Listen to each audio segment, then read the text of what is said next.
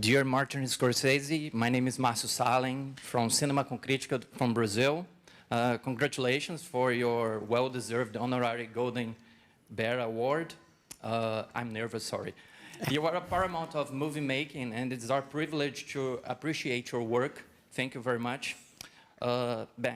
Much has changed since you began filmmaking. Digital, streaming, even TikTok changed the way in which pictures are made and consumed. And much has been said about the death of cinema and the death of theatrical experience, but less has been talked about the death of film criticism, after social networks devaluated the role of a film critic. In your opinion, how can film criticism still be relevant nowadays? Thank you very much. Well, it's a good question. I think, although,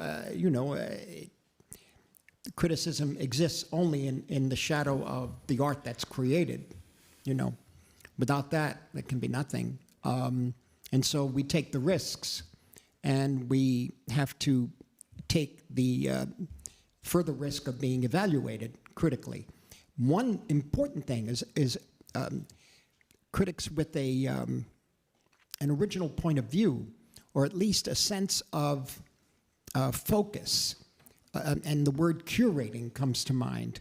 Curating filmmakers and curating types of films. For example, when we started making independent films in New York, it was based on what John Cassavetes and Shirley Clark did and all that sort of thing, separate from California, which was still very much the Hollywood system, the studio system. But in terms of film history, basically we had the 1940s, 1950s, and I say that because silent film, you couldn't see anything good silent. What I mean by that is that there were no good prints. Everything was scratched up, beaten, projected incorrectly. So the complete silent cinema was gone, pretty much, in America, from what I could tell, in New York, where we were. I don't include the 1930s because the early 30s films were also very poorly represented on television, rarely shown in theaters. Late 30s, maybe. So you had the 40s and the 50s, and you had, from Europe, we had neorealism from Italy, and we had the high-quality French cinema of Marcel Carnet and René Clair and that sort of thing. And, of course, there was the British cinema throughout because it was English-speaking, and we had it in America. So it was very rare to see a film from Asia. See? So, when Ugetsu was shown on television, that's a major event. What I mean is, it wasn't heralded, but it slipped in. The Japanese cinema slipped in through Rashomon and that sort of thing. But you had an ability to actually catch up on cinema that was not necessarily representing your own culture. But now, you have 100 years of cinema. You have silent cinema, which is back in effect, although it's only 10% of it. The rest has been destroyed. But what you can see of silent cinema, for the most part, is pretty good now, the restorations. You have films in the 1930s in beautiful condition. You put on TCM anywhere, and you'll see a film that looks like it was made yesterday. You have everything from the 50s. You have it, and plus, you have it from all the other countries in the world. So how do you tell a young person where to go? What direction their viewing should take, And at least it's like starting a baby walking in a way. And eventually they'll get the idea if you, put one foot in front of the other and push the earth back, they'll propel forward. But you need to give them that push first. You say, okay, you like Asian cinema. Well, there's Taiwan. Well, there's Indonesia. Well, there's Japan. There's China. There's mainland. There's Hong Kong. All of this has to be focused, I think. And maybe a critic can help that way, you see. What's fashionable dies within a day, in a way.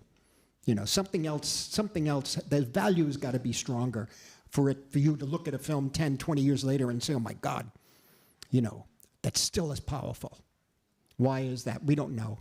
Maybe because of what it has to say to us as human beings, and still able to be moved by it. But criticism can help focus younger people to concentrate. I had I was doing location scouting for Killers of the Flower Moon in the middle of Oklahoma, and I am a New Yorker. That we know, yes. Yes.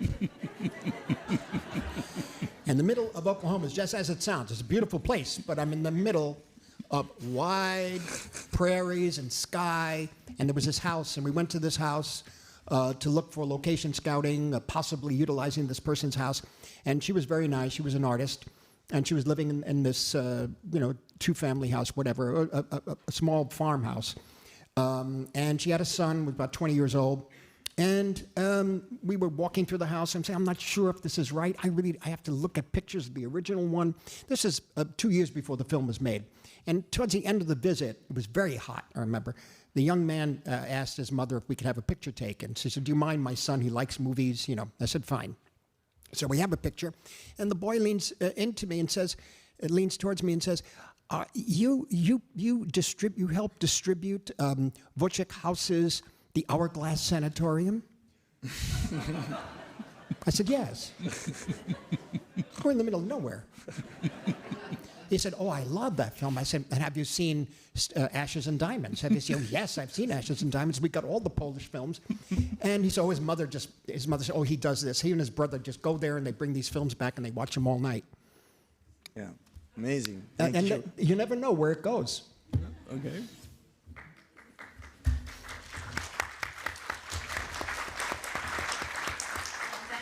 To Athens, Greece. I'm Polly from Greece. I work for FlixGR and Nova Cinema TV, but once I was a kid watching Taxi Driver in a small theater in Athens, and thank you for making me the person I am today. I wanted to ask you, every time I had the great honor of following you in master classes or interviews, you have been talking passionately about other people's cinema. You love cinema and you never talk about yours. But here we are, you're receiving an honorary Golden Bear. And I'm wondering, do you allow yourself to say, I have affected filmmakers of generations to come. I have become an adjective, a cinematic term, when people are writing reviews. I'm receiving an honorary award. Well, I mean, I never thought of it in those terms. I guess when I was younger, full of even more ego and ambition. The ambition, I guess, you never quite lose that, to be honest. The ego, I guess you never quite lose it either. You try to. You try to because it gets in the way sometimes. And so the more I believed people telling me such things, I think the more it hurt me. So I had to push that away. I had to say, you don't know. And I think it happened on King of Comedy. It's when I realized I was free. I didn't know anything anymore. I put it all into Raging Bull, then Taxi and New York, and then Last Waltz. And I said, I don't know anything. Meaning, I'm free now to rethink everything. Where is the camera aimed? Where is the camera placement? What is this character doing in the frame? Story, yes. Character, yes. But in how to tell a story with pictures, I had to start all over again. And I find that's happened, thankfully, gratefully, a number of times in my life where even Irishman, I had to stop and say, no, wait a minute. I don't want to do it. I don't want to move the camera here. I don't want to cut in here. I just want to do this, or I want to do that. Well, what do we need for an establishing shot of a car driving up? Then it has to be rhythm. It has to be music. It just can't be a car driving up. You see? In other words, otherwise it becomes something that is ordinary. And so every frame in it, even though it's a lengthy film, every frame was thought of in a different way. And a lot of it is demanded by the nature of the characters of the film, the actors, he or she in the frame. But primarily that thing of freeing yourself from restraint of what and how something should be or has to be, doesn't have to be. Once you get to that, it's great because your biggest problem then is yourself. You have to deal with who you are, you see, and then that has to come out in artistic terms. And that happens almost every time in the past 10 or 15 years, whether it's a crazy mosaic like Wolf of Wall Street, or it's in 3D like Hugo, or it's Irishman, or it's Killers of the Flower Moon, or Silence even. Good man. Thank you. Hi, Joschuk from German television ZDF. You're obviously, Mr. Scorsese, a walking encyclopedia of film, and you're obviously strongly connected to Berlinale, and not to forget, you made one of the biggest and best films of all times. So once again, what's your answer for people claiming that cinema as we know it, and maybe this is also connected to festivals as we know it, is maybe not dead, but just about to die? What's your answer? I don't think it's dying at all. No, I think it's transforming. It never was meant to be one thing. We were used to it being one thing. You know, I mean, I grew up as one thing. If you want to see a movie, you went to a theater. A good theater or a bad theater, but it was a theater. It was always a communal experience. Festivals gave you indication of what other movements were around the world, how the world was expressing itself in cinema. Also history lessons or cultural lessons. But, you know, the technology's changed so rapidly and it's changed so exhaustively and rapidly. It keeps changing that, in a sense, the only thing they could really hold on to is, again, the individual voice. The individual voice can, I must say, can express itself on TikTok or can express itself in a 4-hour film or a 2-hour miniseries. Maybe, you know, miniseries. It's very hard to shoot those because of the production, the time needed, and that sort of thing. But what I'm getting at is that I don't think we should let the technology scare us. I think you don't become a slave to technology. Let us control the technology and put it in the right direction. The right direction being from the individual voice rather than, again, something which is just consumed and tossed away. Mm-hmm. Thank you.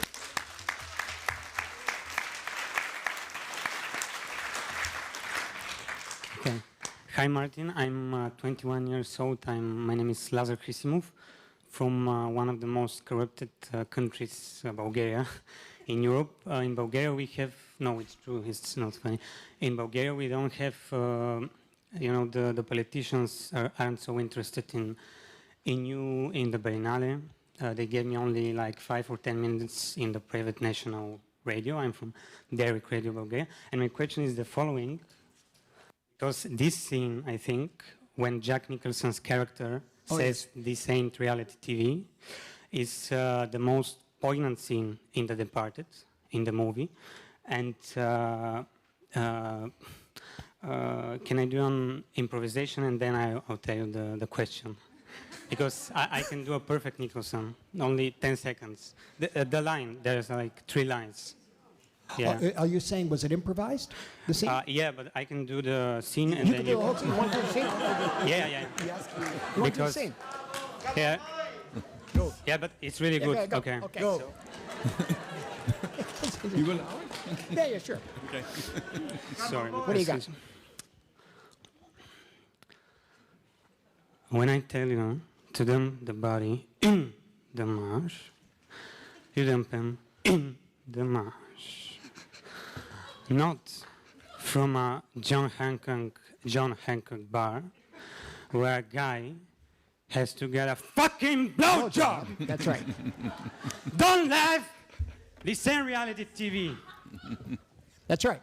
Because he told him to bury the And- body, Yeah. not with some guy. Exactly. Yeah, because That's good. and I think because we're all here for the film, because right. it's really, I think, a masterpiece. And because I was born 2002, I mean 2006, I was like 4 years old, but I saw the have movie to 1 or 2 continue. times. And the question is about the screenplay. Did Nicholson improvise this line, this ain't reality TV? Because you said in an interview... Which line? Yeah. Which line? This ain't reality TV. Oh, It's, this- I think he did. the- No, maybe not. Maybe Bill David- Monahan wrote that. No, seriously. The film was rewritten many as we were shooting. Yeah. And I told you to bury the body. That was written. I remember.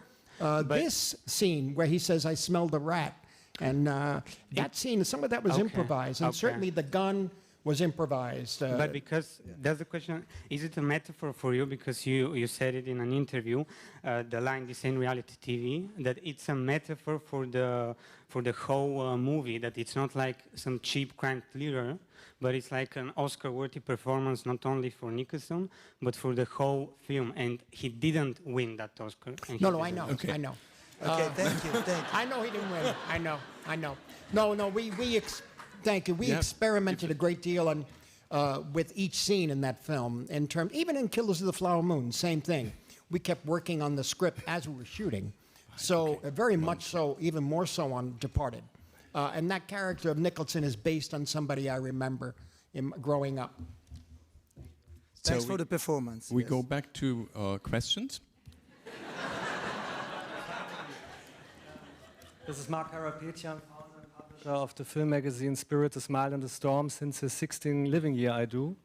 So I'm also a long time in the business. But it's a really big honor to have you here, Mr. Scorsese. Last year we had here Steven Spielberg and I could talk with him. And now I know that he named Killers of the Flower Moon your absolutely masterpiece. I agree, I think it's your best film. And I know the question is, I know you work together on the restoration of films, especially Universal classics, but is there any idea of doing together a feature film? Myself and Steve. Oh, no. We've tried over the years to produce films together, and I think we only came close to it with Maestro, I think, and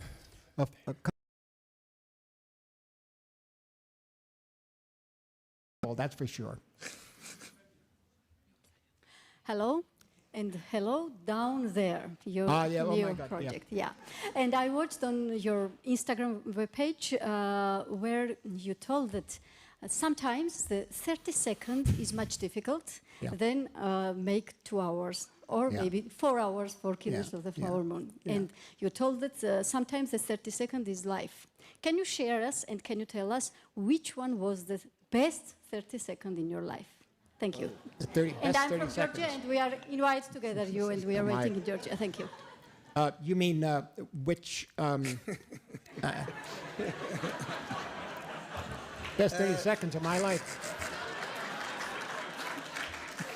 You mean in film? Is that it? Okay. All right.